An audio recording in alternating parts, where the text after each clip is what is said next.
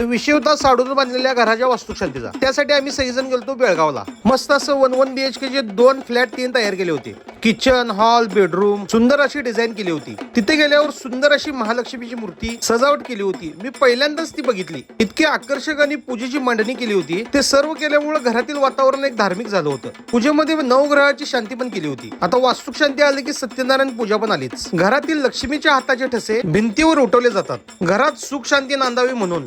त्यानंतर होम चालू झाला. पूर्ण समेदा पेटवून त्याच्यावर तुपाची धार टाकत होते. होम केल्यामुळे एक चांगली एनर्जी घरामध्ये तयार होते. सक्षम आणि ओजस्वी दंगा करण्यात व्यस्त होते. सर्व मंत्रोपचारात होम संपन्न झाला. त्यानंतर विषय होता पोटोबाचा.